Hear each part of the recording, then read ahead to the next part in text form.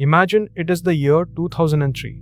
You run a small company in the Netherlands and you're about to bet everything you own on an idea the entire industry thinks is foolish. Your two biggest rivals, both enormous Japanese giants, have already made the safe choice, and every expert agrees with them. If you are wrong, your company is finished. If you are right, you will end up deciding what goes inside every phone, every laptop, and every artificial intelligence on Earth. This is the story of that company and of one quiet trap that decides who wins and who disappears. There is a pattern that runs through business, and once you see it, you cannot unsee it. Call it the incumbent's trap. The market leader's greatest strength, the thing it has already built and spent billions on, becomes the very chain that stops it from switching to a better idea. And the challenger's only real advantage is this: it has nothing to protect. Watch how that single idea decides this whole story. Because this company truly had nothing. It began in 1984 in a leaky shed behind a bigger company's building. When it rained, water dripped onto the desks. The giants of the industry laughed at it, and within 2 years it was nearly bankrupt. But having nothing to lose turned out to be a strange kind of weapon. It was free to bet on anything. Now, it is the early 2000s, and the whole chip industry slams into a wall. To carve smaller circuits onto silicon, you need sharper light, and everyone has agreed on the next step, a technology called 157 nanometer. The giants have poured years of work into it. It is the obvious, safe, expensive road, and here is the fork. This little company, ASML, can follow the giants down that road, or it can listen to one strange idea from a single engineer. At an industry meeting, an engineer from a company in Taiwan stands up and suggests something that sounds almost too simple to matter. Do not chase an exotic new kind of light at all.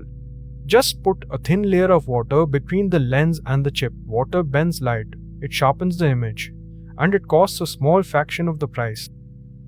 Now watch the trap close. The giants had already sunk years into the old road, so they hesitated to walk away from it.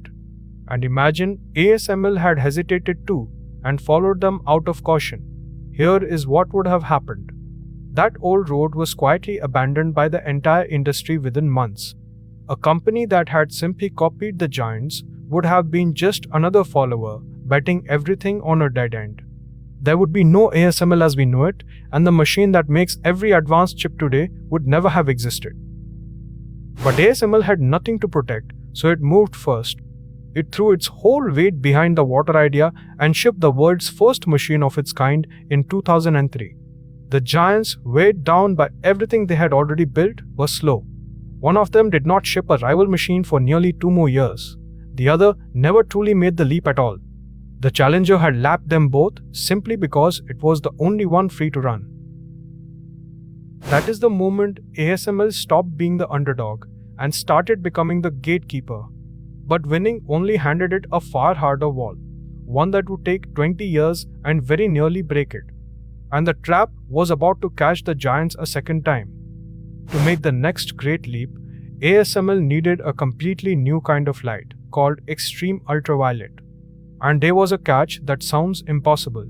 Nature simply does not hand you enough of it. For years, the light they could produce was a tiny fraction of what a real factory needs, and most sensible people said it would never work. And here the trap appears again, in reverse. The safe, comfortable companies, the ones with fat profits to protect, looked at the cost and the risk of this impossible light and quietly walked away. If ASML had done the same, it would have kept selling yesterday's machines and slowly faded into nothing. Instead, the company with the most to prove ran straight at the wall everyone else was running from. And the way it finally won is almost unbelievable. Inside the machine, 50,000 microscopic droplets of molten tin are fired into a vacuum every single second. A giant laser strikes each droplet, not once, but twice. The first shot flattens it, like a pancake.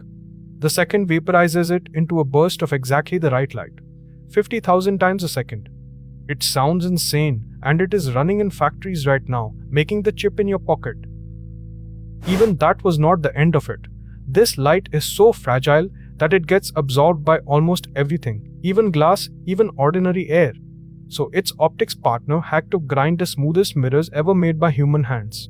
So smooth that if you scaled one up to the size of an entire country, the largest bump anywhere on it would be thinner than a single human hair. Every wall like this was another place where quitting was the reasonable choice. By 2012, ASML slammed into a wall of a different kind: money. The research had grown so ruinously expensive that the company could not pay for it alone. The safe move was to slow down and quietly shrink the dream to fit the budget. Instead, its chief executive did something that almost no one in business dares to do.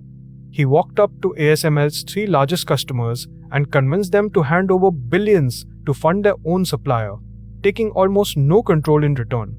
He turned his customers into his believers and kept the impossible fully alive. For 20 long years, the doubters repeated the same 3 words: too dim, too complex, too expensive. And through every one of those years, the company simply refused to blink. Then, in 2019, the machines finally roared to life at full scale. 1 year later, every single iPhone 12 carried a chip made with ASML's light. 20 years of impossible ended in a single year, and it landed quietly in your pocket. So step back and see the whole pattern at once. At every wall in this story, there was a safe road, and it was almost always the giants who took it because they had the most to protect. And every safe road led to the very same place, the sidelines. Today there is no backup. There is no second ASML.